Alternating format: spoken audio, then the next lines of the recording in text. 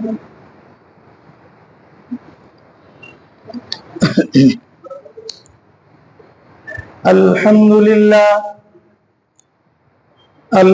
لله نحمده ونستعينه ونستغفره ونؤمن به ونتوكل عليه ونعوذ بالله من شرور أنفسنا ومن سيئات أعمالنا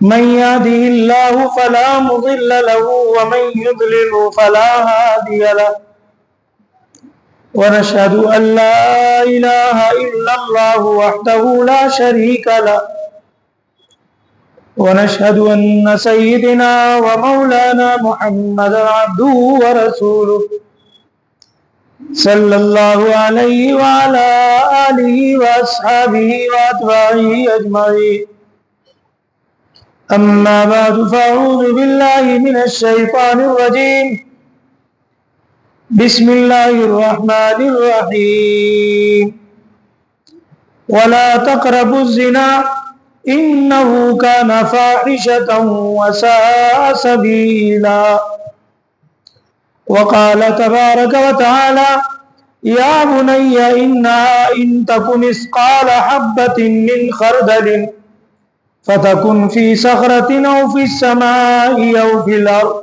يأتي بها الله إن الله لطيف خبير وقال تبارك وتعالى فمن يعمل مثقال ذرة خيرا يره ومن يعمل مثقال ذرة شرا يره صدق الله العظيم وصدق رسوله النبي الكريم ونحن على ذلك لمن الشاهدين والشاكرين والحمد لله رب العالمين۔ میرے محترم بزرگوں، عزیز دوستوں، حاضرین جمعہ، میں نے قرآن کریم کی چند آیتیں آپ کے سامنے تلاوت کی ہیں۔ میں نے جو پہلی آیت آپ کے سامنے پڑھی، اللہ رب العزت اس آیت میں اپنے بندوں سے یہ بات کہہ رہے ہیں کہ اے لوگو، زنا کے قریب بھی مت جاؤ، انہ فاحشہ، وہ بہت فحش گندی چیز ہے، وساء سبیلا، اور زنا کی طرف جو راستہ جاتا ہے یہ برا راستہ ہے۔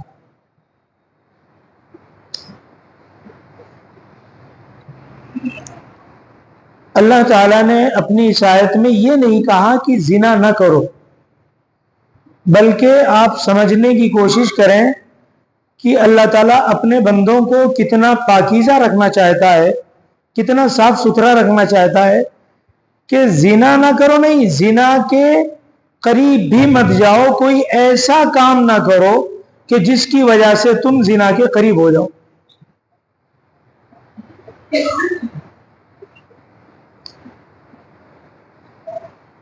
اور دوسری آیت جو میں نے آپ کے سامنے پڑھی ہے، اس آیت میں اللہ رب العزت نے تذکرہ کیا ہے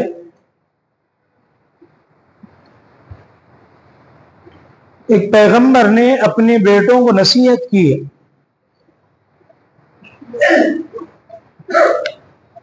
اور اپنے بیٹے کو نصیحت کیا کی ہے کہ یا بنی انہا، اے میرے بیٹے، ان تکو مثقال حبۃ من خردل فتکن فی صخرۃ او فی السماء او فی الارض، اے میرے بیٹے، اس دنیا میں اگر تو کوئی ایک رائی کے دانے کے برابر بھی اچھائی کرے گا، یہ پیغمبر کی نصیحت ہے اپنے بیٹے کو،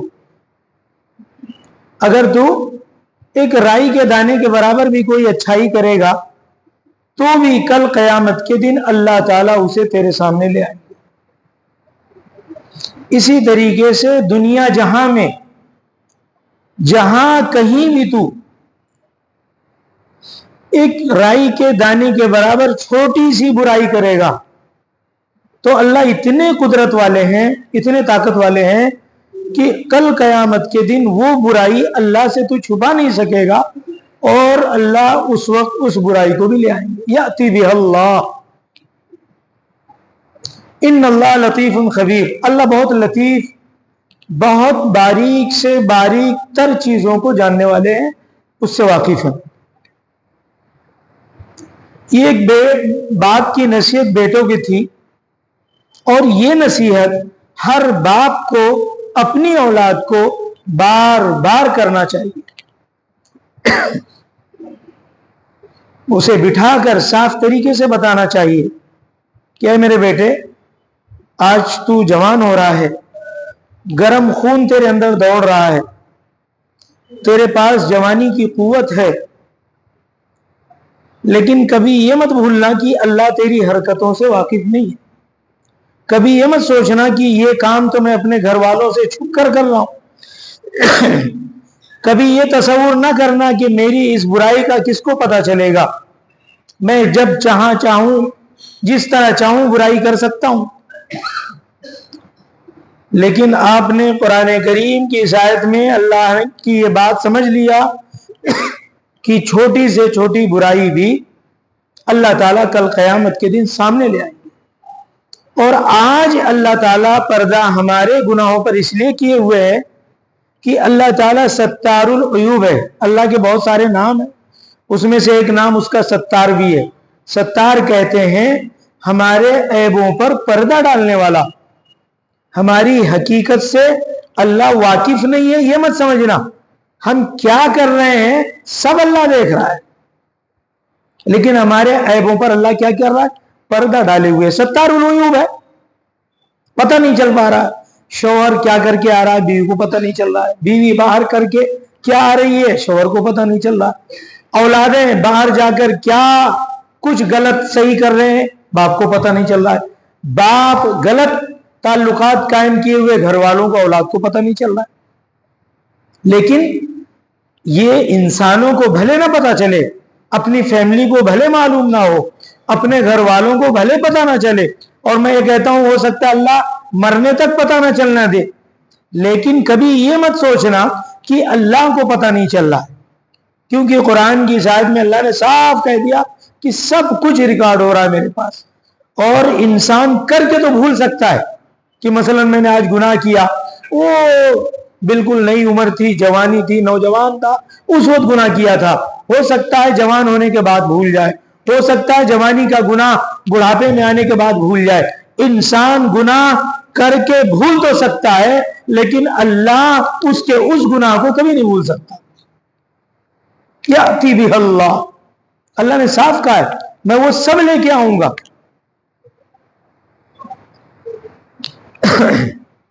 یہ دو آیتیں ہو گئی.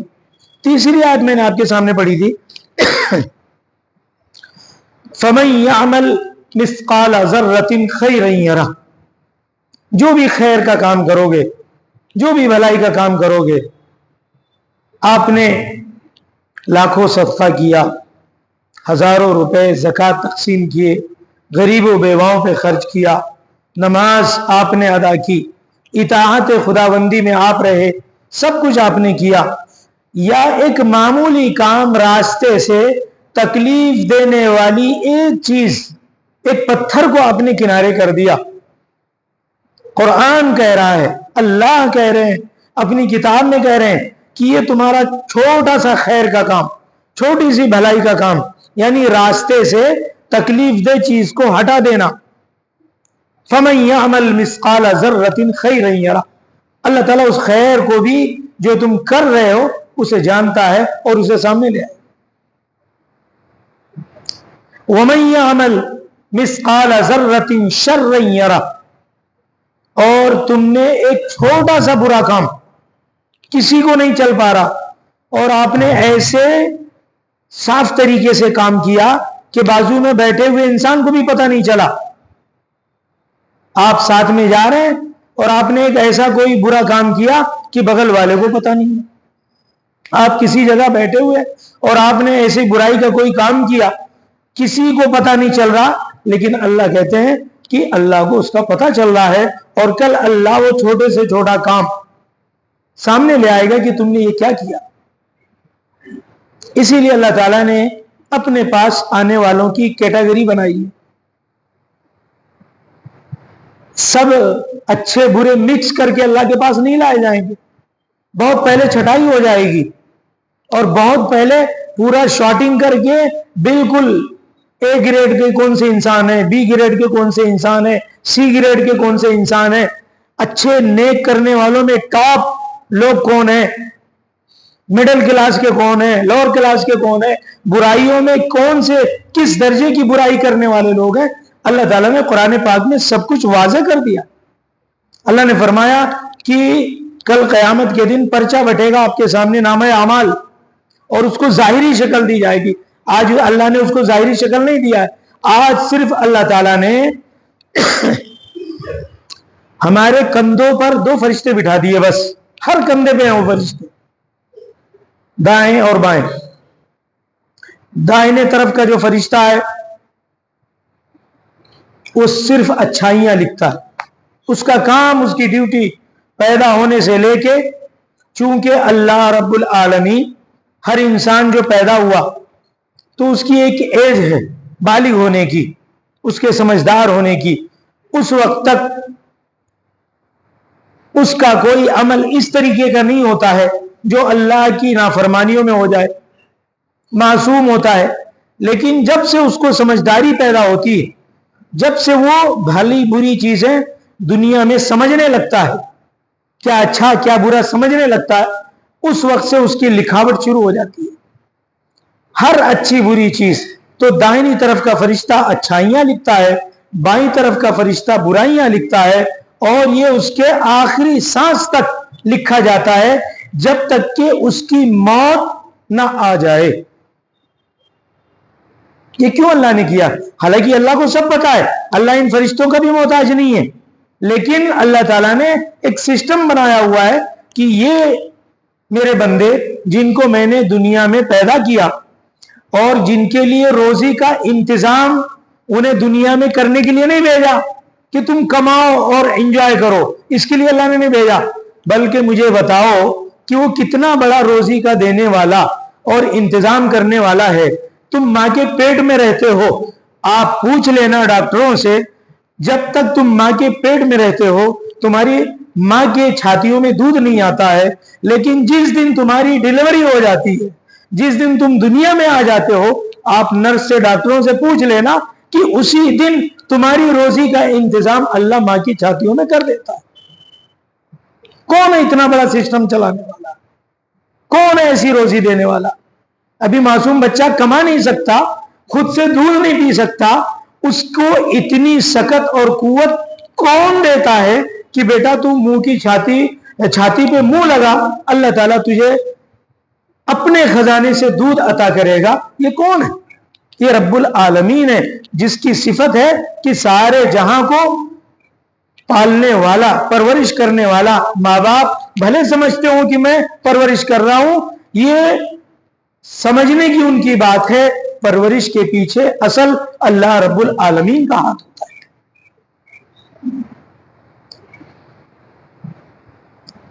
تو جس اللہ تعالی نے ہمیں پیدا کیا ہے وہ ہمارے ہر حالت سے واقف ہے, اور اتنی واقفیت ہے کہ رائی کے دانے کے برابر بھی اچھائی اور برائی اللہ کل قیامت کے دن لے آئے گا.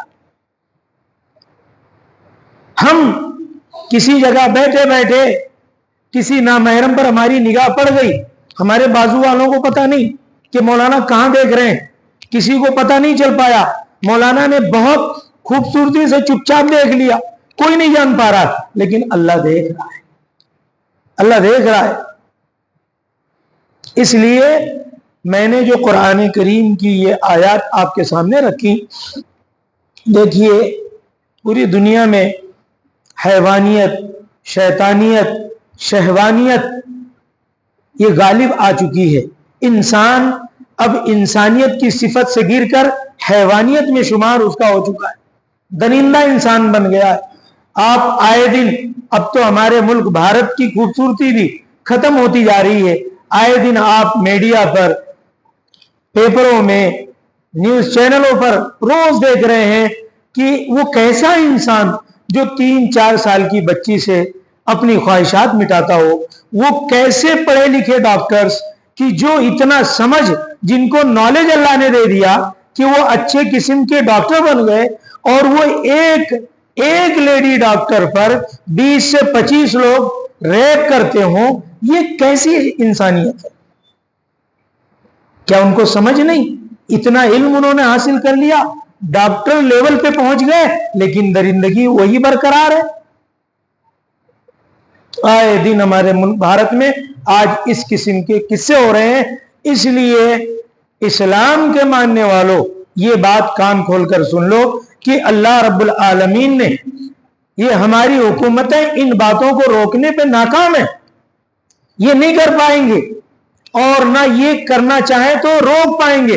لیکن دھرم اسلام ہی ایک ایسا دھرم ہے جس نے پوری دنیا کو راستہ بتایا، اور ہمارے پیارے پیغمبر، پیارے آقا تاجدار مدینہ، سرور کائنات محمد عربی صلی اللہ علیہ وسلم نے اپنی موجودگی میں یہ باتیں واضح کر کے بتلا دی کہ یہ ایسے گناہ ہیں جو بہت گھناؤنے گناہ ہیں، خطرناک گناہ ہیں، تمہیں جہنم کی طرف لے جانے والے گناہ ہیں، بربادی اس سے تمہاری ہوگی، آباد کبھی نہیں ہو سکتے.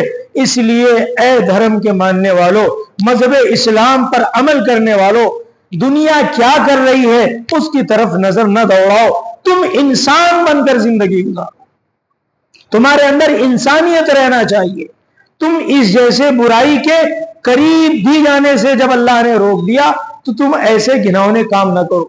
میں روز دیکھتے رہتا ہوں سوشل میڈیا پر، اللہ کا لاکھ لاکھ شکر ادا کرتا ہوں کہ ابھی تک کسی مسلم جوان کا نام نہیں آیا.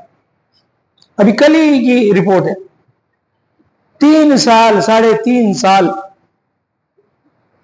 اور وہ ایسا درندہ، اس نے جانوروں سے اپنی خواہش پوری کرنا چاہا تو بھی اس کا نفس سکون اطمینان نہیں پایا، کتے سے اس نے کام کیا تو بھی اسے اطمینان نہیں ملا. تو آج ریپسٹ لوگوں کی بھرمار ہے، اور ملک بھارت میں اب مسلم تو چھوڑو، نان مسلم بھی یہ کہنے پر مجبور ہو گئے کہ شریعہ قاعدہ لاگو ہونا چاہیے. لیکن اسلام نے بہت صاف ستھری انسانوں کے لیے رہنمائی کی ہے. کیا کہا؟ وَلَا تَقْرَبُوا الزِّنَا. زنا نہیں، زنا کے قریب پہنچنے والے جو کام ہیں اسلام نے اس پہ بین لگایا ہے. اور اسلام کی شروعات اس طریقے سے نہیں کہ میں تو اب پھنس گیا اب کیا کروں، نہیں. اسلام نے ماننے والوں کو یہاں سے شروعات کی کہ اے ایمان والو، لا تدخلوا بیوتا غیر بیوتکم حتی تستأنسوا وتسلموا علی اہلها. اے ایمان والو، اے اللہ پر ایمان رکھنے والو، اے محمد عربی صلی اللہ علیہ وسلم کی اتباع کرنے والو، کان کھول کر سنو. جب تم کسی کے گھر جاؤ تو اس کی اجازت لے کر گھر میں داخل ہو، کنڈی کھٹکھٹاؤ، کنارے کھڑے ہو جاؤ. اجازت ملتی ہے تو پہلے سلام کرو، پھر اندر گھر میں داخل ہو. اور اگر اجازت نہیں ملتی یا گھر والا نہیں چاہتا کہ آپ آئیں تو آپ خاموشی سے واپس چلے آؤ. اجازت لے کر کسی کے گھر میں جانا، یہاں سے اسلام کی شروعات ہوتی ہے.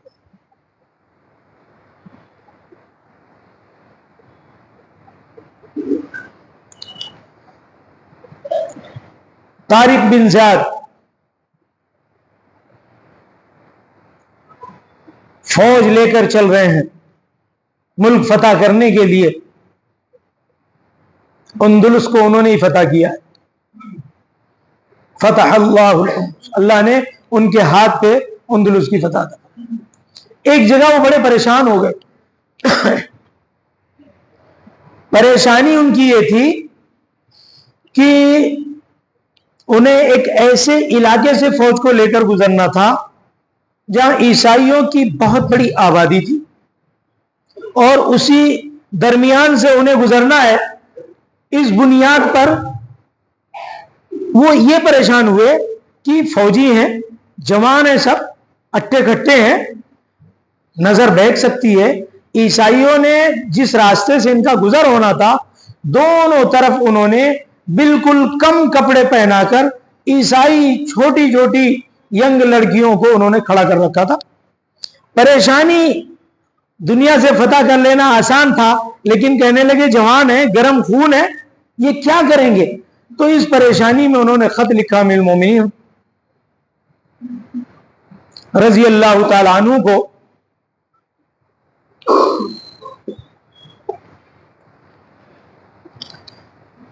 تو اللہ رب العزت نے امیر المومنین بھی سوچنے پہ پریشان ہو گئے کہ کیا کرنا چاہیے. تو ان کے ذہن میں یک لخت اللہ نے رہنمائی فرمائی اور کہا کچھ نہیں، ان فوج کے سامنے صرف یہ قرآن کی آیت پڑھ کر سنا دو. عربی فوج تھی، اور فرمایا وَقُلْ لِلْمُؤْمِنِينَ يَغُضُّوا مِنْ أَبْصَارِهِمْ وَيَحْفَظُوا فُرُوجَهُمْ.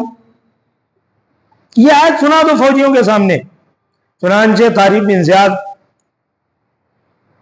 انہوں نے ساری فوجیوں کی صف لگائی، فوجوں کے سامنے بس زور زور سے بولتے چلے گئے وَقُلْ لِلْمُؤْمِنِينَ يَغُضُّوا مِنْ أَبْصَارِهِمْ، یعنی آگے کا جو راستہ ہے خطرناک ہے، اس راستے پہ ہم کو گزرنا ہے تو نگاہ ادھر ادھر نہیں، اوپر نہیں، نیچی نگاہ کر کے چلنا ہے. فوجیوں کے بھی کچھ سمجھ میں نہیں آیا، لیکن حکم تھا جنرل کا، کمانڈر کا حکم تھا. پوری فوج نگاہ نیچی کر کے اس پورے راستے سے گزر گئی. فوج کو پتہ ہی نہیں چلا کہ ماجرا کیا ہے. عیسائی ناچ ناچ کے لڑکیاں تھک گئیں، ان کے سمجھ میں نہیں آیا کہ یہ انسان ہے کہ کوئی فرشتے ہے یا کوئی اور مخلوق ہے. تو اسلام نے اپنے ماننے والوں کو اتنا بچایا ہے، اتنا پاکیزہ رکھا ہے. اس لیے میرے عزیز دوستو، نوجوانوں، اور نوجوان کیا، اب ان برائیوں میں شادی شدہ، غیر شادی شدہ کیا، سب لوگ ملوث. کسے کہا جائے، کس طبقے کو نشانہ بنایا جائے، کس طبقے کو نہ بنایا جائے. اس بنیاد پر یہ بات اچھی طرح سمجھ لیں کہ اللہ ہماری ہر حرکت پہ نظر کر رہا ہے، اور زنا سے بچنے کا واحد راستہ یہ ہے کہ اللہ سے ڈرا جائے، اللہ سے خوف کھایا جائے، اپنے نگاہ، دل و دماغ کو مثبت سوچ میں لگایا جائے، خیر اور فلاح کے کاموں میں لگایا جائے. آج سوشل میڈیا پر یہ کئی دنوں سے بحث چل رہی ہے، ڈیبیٹ چل رہے ہیں لوگوں کے. جو ماہر ہیں وہ سوچنے پہ مجبور ہو گئے ہیں کہ ملک بھارت میں چھوٹی چھوٹی نابالغہ، ابھی کل کی رپورٹ ہے مدھیہ پردیش کی، صرف ایک اسپتال کا ڈاٹا ہے، ایک اسپتال کا 2024، ابھی یہ 8واں مہینہ ہے، اس میں 114 نابالغ لڑکیاں ان کا آپریشن کرایا گیا. اور یہ ایک اسپتال کی بات کر رہا ہوں، اگر سارے اسپتالوں کو، ہم سب واقف ہیں ان کاموں سے، مطلب اچھی طرح جانتے ہیں کہ آج پورے بھارت میں کیا چل رہا ہے. تو یہ صورتحال آ گئی ہے. ریپسٹوں کی کمی نہیں ہے، حیوانیت ہے، ہر جگہ دیکھو آپ درندگی ہے. اب انسان کہلانے کے لائق نہیں رہا. اللہ نے اس کو بہت اشرف المخلوقات بنایا تھا. 18,000 قسم کی اللہ کی مخلوقات ہیں، اس میں سے سب سے اونچا لیول اور گریڈ اگر اللہ نے اپنی مخلوق میں کسی کو دیا تھا تو وہ انسان کو دیا تھا. لیکن میں یہ کہتا ہوں، انسان اپنے بدعمالیوں کی وجہ سے، بیڈ کیریکٹر کی وجہ سے، بد اخلاقی کی وجہ سے، انسانیت تو چھوڑ دو آپ، آج وہ بالکل گدھے، کتے، بلیوں جیسی اس کی صفت ہو گئی ہے. اتنا انسان کا لیول گر چکا. لیکن اسلام نے اپنے ماننے والوں کو کہیں تنا نہیں چھوڑا. اس لیے ایمان والوں، بار بار میں یہ کہتا ہوں کہ یہ ایسی جو اوچھی حرکتیں ہیں، اب اس میں ڈیبیٹ کرنے والے پریشان ہیں. کوئی کہتا ہے کہ یہ کپڑے ان کے چھوٹے ہیں، کوئی کہتا ہے کہ نہیں ان کو سیکس ایجوکیشن اسکولوں میں دینا چاہیے. عجیب عجیب واحیات کی چیزیں، ان کے سمجھ میں نہیں آ رہا کہ کیا کیا جائے اس چیز کو روکنے کے لیے۔ آؤ مذہب اسلام کی بات سنو، اسلام دھرم کیا کہتا ہے اس پہ غور کرو۔ آپ کہاں سے وہ بندش لگاتا ہے؟ ہماری وہ آنکھوں پہ بین لگاتا ہے پہلے کہ تم غلط چیزیں مت دیکھو، نامحرم لڑکیوں کو مت دیکھو، اجنبی چیزوں کو مت دیکھو۔ اسی طریقے سے کسی کے گھر جانا ہے تو ڈائریکٹ کسی کے گھر میں مت جاؤ، اندر تک جانے کی اجازت نہیں ہے۔ یہ کیوں اسلام نے ان طریقوں کو اپنے ماننے والوں کو فالو کرنے کا حکم دیا؟ اس لیے کہ اللہ تعالیٰ نے بہت سخت سزائیں رکھی ہیں۔ میں عجیب دوستو بڑا حیران ہو جاتا ہوں، کبھی کبھی جوان آتا ہے میرے پاس اور کہتا ہے مولانا مشورہ کرنا ہے۔ کیا مشورہ؟ تو میں ریلیشن شپ میں ہوں اور کوئی عمل ہے کیا اس کو اپنے وش میں کرنے کے لیے؟ بڑا میں حیرانگی سے تو میں کہتا ہوں وش میں عمل یہی ہے کہ تم اس کے باپ سے بات کر لو۔ یہ غلط طریقہ کیوں اختیار کر رہے ہو؟ تو نہیں، وہ باپ اس کا پیٹ دے گا ہم کو۔ تو پھر میں بولا پیٹ جاؤ، پیٹنے کے لیے تیار ہو، یہی وش ہے۔ لیکن عزیز دوستو یہ سوال اس کا ہے، لیکن آج سماج میں برائیاں اس قدر گھس چکی ہیں کہ ہم سبوں کو یہ بات سوچنا اور فکر کرنے پہ مجبور کر دیا ہے ان کاموں نے کہ ہمیں سوچنا چاہیے۔ یہ سماج کی کوئی چھوٹی برائی نہیں ہے، یہ معاشرہ اس میں جل رہا ہے، ینگ جنریشن پورا تباہ ہو رہا ہے۔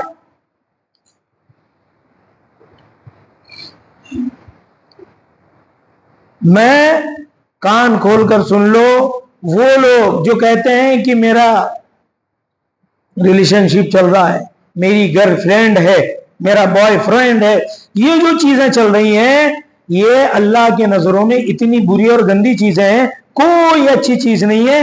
میں یہ کہتا ہوں کہ تمہارا لیول انسان سے ہٹ کر اب گدھے کتے بلیوں پر آ گیا ہے، کیونکہ دیکھو گدھوں میں کوئی نہیں ہوتا، وہ فزیکل اپنی خواہش جب پورا کرنا چاہتا ہے کسی بھی گدھی سے کر لیتا ہے۔ بتاؤ مجھے کوئی بھی کتا جب اس کو اپنی خواہش پوری کرنا ہے تو وہ کہیں سے بھی خواہش پوری کر لیتا ہے۔ فزیکلی وہ کوئی بیوی اپنی کتیا کو نہیں بناتا، بلکہ جب چاہتا پورا کر لیتا ہے۔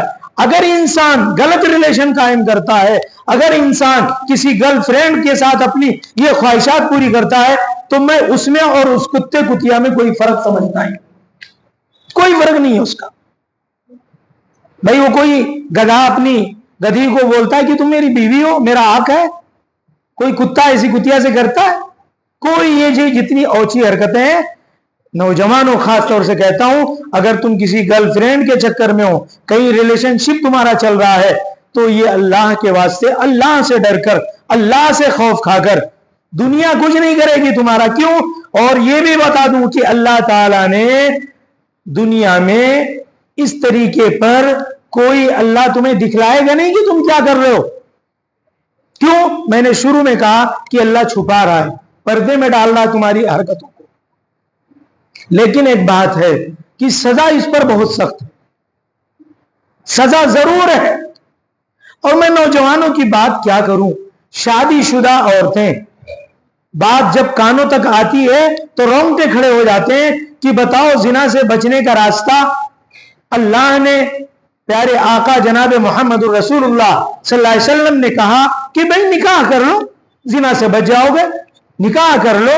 ایک نکاح سے خواہش پوری نہیں ہوتی، 2 نکاح کر لو، 3 نکاح کر لو، 4 نکاح کر لو۔ اسلام میں 4 نکاحوں کی اجازت اسی بنیاد پر دی گئی، یہ پسند آئی اسے بھی نکاح کر لو، وہ پسند آ گئی اس سے بھی نکاح کر لو۔ کتنے بڑے تم جو ہے وہ خواہش رکھنے والے انسان ہو گئے، 4 نکاح کے بعد تو ٹھنڈے پڑ جاؤ گے، لیکن 4 نکاح کے بعد تو زنا نہیں کرو گے۔ اس لیے زنا سے منع کیا گیا، اور اللہ نے کہا وَلَا تَقْرَبُوا الزِّنَا، زنا کے قریب مت جانا۔ پیارے آقا جناب محمد الرسول اللہ صلی اللہ علیہ وسلم فرماتے ہیں احب الی النساء، مجھے عورتیں محبوب ہیں، مجھے خوشبو محبوب ہے۔ یہ عورتیں محبوب ہیں مطلب کیا؟ مطلب یہی ہے کہ غلط کاموں کی طرف مت جاؤ، اپنے فزیکلی اپنے کسی عورت سے نکاح کر کے فیملی پلاننگ بن کر کے گھر میں زندگی گزارو. ایک نوجوان کا واقعہ سناتا ہوں. پچھلے زمانے کی بات ہے. مسجد میں بیٹھا بیچارہ کچھ تو پڑھ رہا تھا, چراغ جلائے ہوئے تھا, لائٹ کا زمانہ نہیں تھا. ایک جوان عورت کہیں راستہ بھٹک گئی, اس کو راستہ نظر نہیں آیا, منزل کا پتہ نہیں تھا, تو اس نے سوچا کہ چلو کہیں قیام کر لوں. رات کے وقت دیکھا کہ ایک مسجد کے اندر ایک جوان ہے اور چراغ جلائے کچھ پڑھ رہا ہے. یہ اس کے پاس گئی اور کہنے لگی کہ میں مسافر ہوں, بھٹک گئی ہوں, اور میں یہ چاہتی ہوں کہ رات بھر قیام کر لوں, صبح سویرے ہی میں یہاں سے چلی جاؤں گی. جوان تھا, اب وہ اس کے سامنے جب اس نے اپنی مجبوری بیان کی تو اس نے کہہ دیا ٹھیک ہے, جا کے ایک کونے میں لیٹ جاؤ. مسجد کے اندر ہی وہ ایک کونے میں لیٹ گئی. اب یہ جوان جو چراغ جلائے ہوئے تھا, وہ جوان کتاب پڑھتا رہا. یہ میں خاص طور پر اپنے جوانوں کو سنانا چاہتا ہوں, کان کھول کر یہ واقعہ سنو, تمہیں اس سے بہت بڑی عبرت اور نصیحت ملے گی. اب وہ جوان رات میں جب کتاب پڑھ رہا ہے اور اسی مسجد میں ایک کونے پر جوان عورت ہے, لیٹی ہوئی ہے, شیطان پہنچ گئے. کہ موقع اچھا ہے, کوئی دیکھنے والا بھی نہیں, کون آئے گا. اب اس جوان کے دل میں یہ وسوسے پیدا ہو, لیکن جیسے ہی وسوسے پیدا ہوتے ہیں فوراً یہ اپنی انگلی چراغ پہ رکھ دیتا ہے, اور چراغ پہ رکھتا ہے, جب وہ انگلی جلنے لگتی ہے تو ہٹا لیتا ہے. خواہش اس کی کم ہو جاتی ہے. تھوڑی دیر کے بعد پھر یہی معاملہ ہوتا ہے. دیکھ آدھی رات ہو گئی, موقع بہت اچھا ہے, شیطان پہنچ گیا وہاں. پوری رات اپنی انگلی جلاتا رہا اور اپنے نفس سے کہتا رہا کہ دیکھ اگر تو یہ جب برداشت نہیں کر پائے گی, کل جہنم کی آگ کیسے مجھے برداشت ہوگی. اس لیے جوان نے پوری رات انگلی جلا کر اپنے نفس پہ کنٹرول کیا. جوانوں میں بتانا چاہتا ہوں یہ حیوانیت اور درندگی ہے. اس راستے پہ جو چل پڑا وہ اس میں اور ڈوبتا چلا جاتا ہے. اس لیے اپنے نفس پہ کنٹرول کرو, موقع پر شادی کر لو, فوراً نکاح کر لو. ریلیشن شپ میں 2 4 10 سال مت گزارو. تمہیں کوئی لڑکی پسند آ گئی, فوراً اس کے نکاح کے لیے پیغام بھیج دو, دیر نہ لگاؤ. ماں باپ سے بھی میری یہی گزارش ہے کہ ابھی میرا لڑکا پیر پہ نہیں کھڑا ہے, ابھی میرا لڑکا کما نہیں رہا ہے. حضرت عبداللہ ابن عباس رضی اللہ تعالیٰ عنہ آپ صلی اللہ علیہ وسلم کے خاندان سے ہیں, مشہور صحابی رسول ہے. 3 بیٹے ان کے جوان ہوئے, تینوں کو بلا کے کہا بیٹا دیکھو کام کاج تو ہوتا رہے گا, تم تینوں جوان ہو گئے ہو, اب مجھے نکاح کرنا ہے, اس لیے فوراً نکاح کے لیے ہم پہلا قدم یہ اٹھائیں گے. اس لیے میں یہ پوری امت مسلمہ سے میری گزارش ہے کہ نکاح میں اب تاخیر نہ کی جائے. بچے بالغ ہوتے یہ نہ سوچیں ابھی اس کی تعلیم ہے, ابھی اس کا ایجوکیشن ہے, یہ کرتے رہیں آپ, لیکن آپ نکاح کر دیں تاکہ وہ پرسکون زندگی اس معاشرے کی دلدل سے نکل کر کے پرسکون زندگی گزارے. اور ہمارے جوان اللہ نہ کرے کہ ان کا بھی نام سرخیوں میں پیپروں میں آئے کہ مسلمان بھی کوئی ریپسٹ ہے, اللہ نہ کرے ایسا ہو. اس بنیاد پر یہ چیزیں کریں. میں آپ کو بتانا چاہتا ہوں پیارے آقا جناب محمد الرسول اللہ صلی اللہ علیہ وسلم جب معراج کے سفر میں گئے تو وہاں پر آپ نے اللہ سے ملاقات بھی کی. اللہ نے جنت اور جہنم دونوں کی سیر کروائی ہے, دکھایا ہے, اور وہاں کیا سزا ہو رہی ہے وہ بھی دکھایا. پیارے نبی صلی اللہ علیہ وسلم فرماتے ہیں کہ جبرائیل امین میرے ساتھ تھے معائنہ کروانے میں جہنم کا, اور میں جہنم کے اندر کی سزاؤں کو بالکل لائیو دیکھ رہا تھا, اپنی آنکھوں سے دیکھ رہا تھا. اس میں نے دیکھا کہ ایک ہی جگہ ہے اور ایک ہی جگہ میں مرد بھی ہیں عورتیں بھی ہیں, اور سب ننگے ہیں اور سب الٹے لٹکائے ہوئے ہیں, اور میں دیکھ رہا ہوں کہ ان کا جسم پورا چمڑا, کھال, خون, پیپ, پس سب نیچے گر رہا ہے, اور میں دیکھ رہا ہوں کہ یہ جل کے ایسے نیچے جاتا ہے اور پھر فوراً ان کی نئی کھال تیار ہوتی ہے. کلما نضجت جلودہم بدلناها جلودا غیرها لیذوقوا العذاب. جہنم کی عذاب ایسے ہی تو ہوگی کہ موت پکارو گے موت نہیں آئے گی. جو سزائیں دی جا رہی ہیں انہی سزاؤں کی جب وہ انتہا ہونے لگے گی اللہ پھر ان سزاؤں کو شروع کر دے گا. اور پہلے سے زیادہ سخت ہوگی سزا۔ تو پیارے نبی آقا صلی اللہ علیہ وسلم فرماتے ہیں کہ میں جبرائیل امین سے پوچھ بیٹھا کہ یہ کون لوگ ہیں جو ننگے بھی ہیں اور ایک ہی ساتھ ہیں، ایک ہی جگہ ہیں؟ تو فرمایا جبرائیل امین نے کہ اے پیارے آقا صلی اللہ علیہ وسلم، یہ وہ لوگ ہیں جو دنیا میں زنا کیا کرتے تھے۔ تو زنا کی سزا دیکھ کر آئے ہیں پیارے آقا صلی اللہ علیہ وسلم۔ تو اس لیے میرے پیارے ایمان والے کلمے والے بھائیوں، جوانوں، بزرگوں، جو بھی اس بری لت میں پڑے ہو، اللہ کے واسطے ہم شراب کو برا سمجھتے ہیں، دنیا کے دیگر کاموں کو برا سمجھتے ہیں، لیکن زنا کا اور یہ ریلیشن شپ کا تعلق میں یہ صاف طریقے سے کہنا چاہتا ہوں کہ آج حکومتیں مجبور ہیں اس پر کوئی قاعدہ قانون لانے پہ اور سزا دینے پہ۔ اس سے یہ چیز تھمنے والی، رکنے والی نہیں ہے۔ پیارے آقا صلی اللہ علیہ وسلم کا تو فرمان ہے، آپ تو پہلے ہی بتا چکے ہیں، یہ جو آج واقعات ہو رہے ہیں یہ پیارے آقا صلی اللہ علیہ وسلم کی ایک ایک بات ثابت ہو رہی ہے۔ میں آپ کو ایک اور بات بتاؤں، پیارے آقا صلی اللہ علیہ وسلم فرما کر گئے ہیں کہ آخری زمانے میں، یعنی جب یہ بالکل زمانہ قیامت سے قریب تر ہوتا چلا جائے گا، آخری زمانے میں لوگ سڑکوں پر زنا کریں گے، یعنی کھلے راستوں میں زنا کریں گے۔ اور اس وقت کا شریف انسان کون سا ہوگا؟ اس وقت کا شریف انسان وہ ہوگا جو ان لوگوں سے کہے گا کہ بھائی تھوڑا سا سائیڈ میں ہو جاؤ، اتنا ہی کہے گا، اس وقت کا وہ شریف انسان ہوگا۔ تو یہ واقعات تو ہوتے رہیں گے، لیکن میرے عزیز دوستو، بزرگوں، اسلام دھرم، مذہب اسلام یہ کوئی بنایا ہوا انسانوں کا قاعدہ قانون نہیں ہے، یہ اللہ نے آسمان سے پورا قاعدہ، پورا دستور قرآن پاک کی شکل میں ہمیں بنا کر دیا۔ اور اس دستور کو سمجھنے کے لیے اللہ تعالیٰ نے کائنات کی سب سے اونچی ہستی، سب سے عظیم ذات، اللہ کو سب سے محبوب ذات پیارے آقا جناب محمد رسول اللہ صلی اللہ علیہ وسلم، آپ نے قرآن بھیجا، اللہ نے پیارے آقا صلی اللہ علیہ وسلم کو بھیجا اور کہا کہ پوری دنیا کو اس دستوری کتاب کو پڑھ کر، چل کر اس پہ بتلا دو کہ مطلب تمہیں ماننے والوں کو کس طرح دنیا میں چلنا ہے۔ تو میرے بھائی، آج یہ ریپسٹوں کا ایک دور آ گیا ہے، عجیب حیوانیت ہے۔ تو اس لیے اپنے نوجوانوں، اللہ کے واسطے چوراہوں پہ اور ادھر ادھر موبائل میں، انٹرنیٹ پہ اپنی زندگی مت گزارو۔ اس سے تم انسان نہیں بن سکتے، کتے، بلی، گدھے تو بن سکتے ہو، درندگی اور حیوانیت تو آ سکتی ہے، ایک اچھا انسان تم نہیں بن سکتے۔ یہ معاشرہ تباہی میں جا رہا ہے، اپنے آپ کو اللہ کے گھر سے جوڑو۔ اور اسی طریقے سے ماں باپ سے میری بہت گہرائیوں سے گزارش ہے کہ آپ دیکھو، بچے تو موبائل سے مانتے نہیں ہیں، لیکن اگر موبائل دیا بھی جائے، کیونکہ اب ایجوکیشن بھی اس کا بہت سارا سسٹم بھی موبائل میں ہی اسکول والے ڈالتے ہیں کہ بھائی وہ اس کو اس طریقے سے پورا کرنا ہے، بہت ساری چیزیں، تو موبائل تو اب ایک مجبوری بن گئی۔ لیکن اللہ کے واسطے یہ تو کر سکتے ہو، اپنی بچی یا بچے کو موبائل آپ نے دیا، لیکن تنہائی میں انہیں بیٹھنے مت دو موبائل کے ساتھ میں، انہیں مطلب ہال کے اندر یا ایسی جگہ کہ جہاں تم بار بار نگرانی کر سکو، جہاں پہ وہ کوئی فحش فلمیں، گندی حرکتوں کرنے والے کام یہ نہ دیکھنے پائیں، اس سے بچیں۔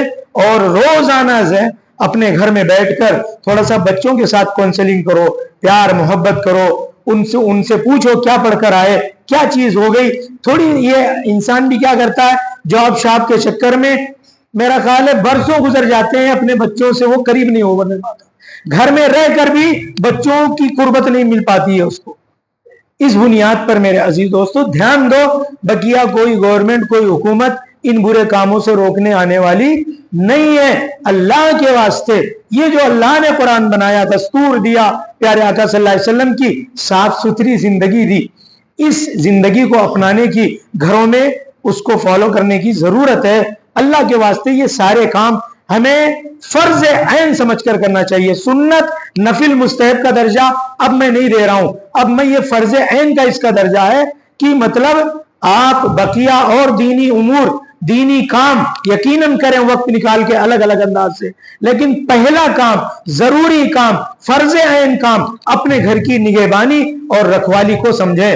ہر ماں باپ اگر طے کر لیں، انشاءاللہ دنیا میں برائی کہیں بھی ہو، لیکن اسلامی اور مسلمانوں کے سماج میں انشاءاللہ ایسی برائی وجود میں نہیں آئے گی۔ ہمیں معاشرے کو صاف ستھرا بنانے کی ضرورت ہے. اور جوانوں سے کہوں گا کہ یہ کٹوں کی زندگی کب تک گزارو گے؟ 2 بجے تک، 4 بجے تک کب تک تمہارے جو ہے مطلب یہ اس سے کیا تمہاری زندگی میں کوئی کامیابی اور فلاح آنے والی ہے؟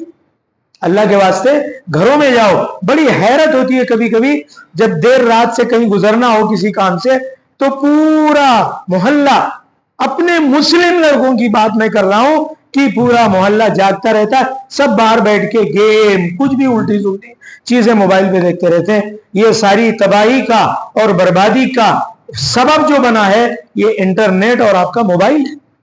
اس بنیاد پر آپ اس پہ روک لگاؤ، بندش لگاؤ. یہ تو کر سکتے ہو نا کہ بھائی روزانہ ہمیں ضرورت کی چیزیں دیکھنا ہے، اس کے سوا بند کرنا ہے. یہ تو کر سکتے ہو. ابھی دیکھو ڈاکٹروں کی کیسی رپورٹیں آ رہی ہیں کہ جو بچے موبائل کے ساتھ کھانا کھاتے ہیں، یعنی وہ موبائل دیکھتے رہتے ہیں اور کھانا، آج ماؤں نے یہ بری عادتیں لگا دی ہیں تاکہ بچہ مجھے پریشان ڈسٹرب نہ کرے اس بنیاد پر کھانے کے ساتھ.